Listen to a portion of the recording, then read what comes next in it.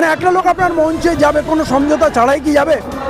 আপনার মঞ্চে যাবে মানে আপনার সঙ্গে সমঝোতা হবে, তার কি স্থান হবে, কটা সিট পাবে, কি মর্যাদা পাবে, এইগুলো ডিসাইড করুন। আর বলেন যদি 31 তারিখে না আসলে তোমার এক্সপায়ারি ডেট হয়ে যাবে, আর তুমি চান্স পাবে না, আমার মনে হয় না একজনও যাবে। বামফ্রন্ট শূন্য, সেবার বড় দল কিসের? কংগ্রেস শূন্য, বড় দল কিসের? আর আইএসএফ একটা এমএলএ জিতে যদি নিজেকে বড় দল ভাবে তাহলে এটা অহংকারের প্রতীক হবে। যদি একটা সিট নিয়ে কেউ অহংকারী হয় তাহলে কাল মুখ্যমন্ত্রী হলে কি করবে? ঘরের মধ্যে করুন। জোটের ডাক সোশ্যাল মিডিয়ায় দেবেন না, সব চলে আসুন। এইটা তো মন্দিরের গেট নয়, মসজিদের গেট নয়, আজান দিয়ে দিলেই সবাই চলে আসবে।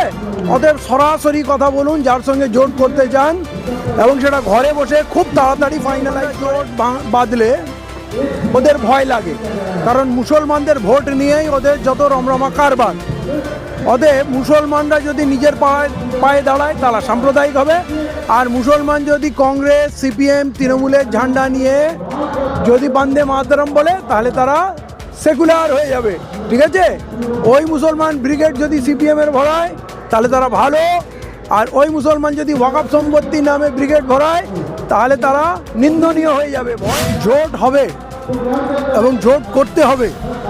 যে জোট করবে না তাকে বিজেপির দালাল হিসেবে চিহ্নিতকরণ করতে হবে, আর তাকে একটা ভোট দেওয়া যাবে না। আর জোটে সবাইকে নিতে হবে, যদি প্রয়োজন হয় কাউকে একটা সিটও দিতে হবে, কিন্তু জোটে নিতে হবে, কাউকে বাদ দেওয়া যাবে না। আর এই ছোট দল বড় দল করা যাবে না, কারণ আমাদের কাছে কোনো দল নেই। বামফ্রন্ট শূন্য, সেবার বড় দল কিসের? কংগ্রেস শূন্য, বড় দল কিসের? আর আইএসএফ একটা এমএলএ জিতে যদি নিজেকে বড় দল ভাবে তাহলে এটা অহংকারের প্রতীক হবে। যদি একটা সিট নিয়ে কেউ অহংকারী হয় তাহলে কাল মুখ্যমন্ত্রী হলে কি করবে? অতএব ক্ষমতা ধারণ করো, ক্ষমতার অহংকার করো না। আমি এটা আইএসএফ বলে না, প্রত্যেকের জন্যই বলছি। আইএসএফ একজন বিধায়ক এবং আর একজন বিধায়ক হুমায়ুন কবির, যিনি এখন নিজেকে তৃণমূল বিরোধী বলছেন, যদিও তার এমএলএ পদটা তৃণমূলের চিহ্নেই এসছে, তার পরীক্ষা এখন বাকি আছে, আগামী 26-এ হবে। অতএব আমি প্রত্যেককে বলবো সংযত ভাষার ব্যবহার করুন, নমনীয় হন, সোশ্যাল মিডিয়ায় একে অপরের বিরুদ্ধে কাদা ছুড়বেন না, এবং জোটের আলোচনা ঘরের মধ্যে করুন। জোটের ডাক সোশ্যাল মিডিয়ায় দেবেন না, সব চলে আসুন। এইটা তো মন্দিরের গেট নয়, মসজিদের গেট নয়, আজান দিয়ে দিলেই সবাই চলে আসবে। অতএব সরাসরি কথা বলুন যার সঙ্গে জোট করতে চান, এবং সেটা ঘরে বসে খুব তাড়াতাড়ি ফাইনালাইজ করেন, জানুয়ারির মধ্যে করেন। তা নাহলে কিন্তু আপনাদের জন্য, মানে বিশেষ করে যারা শক্তিশালী সংগঠন, আপনারা দায়ী থাকবেন আরও একবার তৃণমূলকে ফিরিয়ে আনার জন্য। মানুষ এই সংঘাত দেখলে বীতশ্রদ্ধ হয়ে মুখ ফিরিয়ে নেবে, আর আবার বলবে না এবারও তৃণমূলকেই ভোট দাও। এবং এটা যদি হয় এর থেকে দুর্ভাগ্যজনক আর কিছু হবে না। এরপর মনে হয় এরকম সুযোগ আর আমরা পাবো না। মুসলমান নেতারা যখন জোট করছেন, যেমন নওশাদ, হুমায়ুন এবং মিমের যারা করছে, তখন তাদেরকে সাম্প্রদায়িক করা হচ্ছে। কিন্তু অন্য ধর্মের লোকেরা যদি জোট করে তখন তাদেরকে সাম্প্রদায়িক করা হয় না কেন? মুসলমানরা জোট বাঁধলে ওদের ভয় লাগে, কারণ মুসলমানদের ভোট নিয়েই ওদের যত রমরমা কারবার। অতএব মুসলমানরা যদি নিজের পায়ে দাঁড়ায় তারা সাম্প্রদায়িক হবে, আর মুসলমান যদি কংগ্রেস, সিপিএম, তৃণমূলের ঝান্ডা নিয়ে যদি বন্দে মাতরম বলে তাহলে তারা সেকুলার হয়ে যাবে। ঠিক আছে? ওই মুসলমান ব্রিগেড যদি সিপিএমের ভরায় তাহলে তারা ভালো, আর ওই মুসলমান যদি ওয়াকফ সম্পত্তি নামে ব্রিগেড ভরায় তাহলে তারা নিন্দনীয় হয়ে যাবে, ভয়ের কারণ হয়ে যাবে। আসলে এদের সংসার চলে মুসলমানদের ভোটে, মুসলমানদের শক্তিতে। অতএব মুসলমানদের বাদ দিয়ে এদের কোনো অস্তিত্ব নেই। মুসলমানরা জোট যদি বাঁধে তাহলে অনেকগুলো দল উঠে যাবে, মানে অনেকের তো এমএলএ সংখ্যা এখন শূন্য, তাদের ভোট পার্সেন্টেজও শূন্য হয়ে যাবে। কিন্তু এখন মূল লক্ষ্যবস্তু হচ্ছে তৃণমূল আর বিজেপির যে জোট, এটা প্রমাণিত সত্য।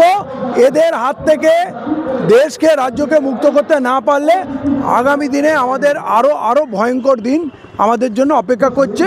অতএব এটা সময়ের দাবি, সবাই অবিলম্বে জোট পূর্ণাঙ্গভাবে তার রূপায়ণের জন্য ঘরে বসে ইমিডিয়েট তার সলিউশন বার করুক।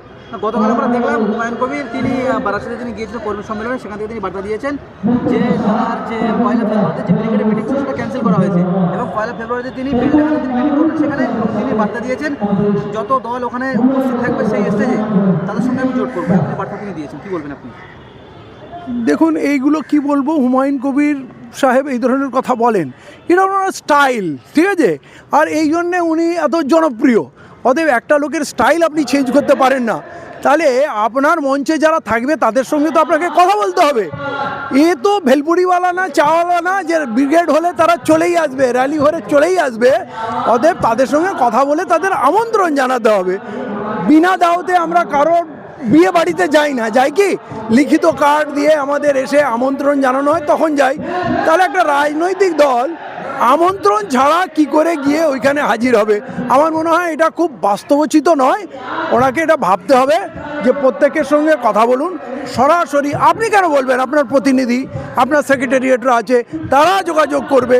আপনি যাদের জোটসঙ্গী করতে চান তাদের প্রতি যদি সম্মান না থাকে, যদি তাদের সহযোদ্ধা হিসাবে আপনি কাছে না টানতে পারেন, তাহলে বলবেন এইটা লাস্ট ডেট, সে SIR এর মতো, এত তারিখের মধ্যে ফর্ম ফিল আপ করতেই হবে, নাহলে নাগরিকত্ব বাতিল হয়ে যাবে, ভোটার লিস্ট থেকে বাদ হয়ে যাবেন। এইরকম টাইপের একটু আমার যেন মনে হচ্ছে, এতে খুব ভালো ফল হবে না, কেউই যাবে না। বরঞ্চ আপনি যদি না পারেন, আপনার দলের আরও নেতা তাদের সঙ্গে কথা বলুক, বসুক, সম্মানজনক সমঝোতা করুক এবং আমন্ত্রণ জানায়। মানে একটা লোক আপনার মঞ্চে যাবে কোনো সমঝোতা ছাড়াই কি যাবে? আপনার মঞ্চে যাবে মানে আপনার সঙ্গে সমঝোতা হবে, তার কি স্থান হবে, কটা সিট পাবে, কি মর্যাদা পাবে, এইগুলো ডিসাইড করুন। আর বলেন যদি 31 তারিখে না আসলে তোমার এক্সপায়ারি ডেট হয়ে যাবে আর তুমি চান্স পাবে না, আমার মনে হয় না একজনও যাবে।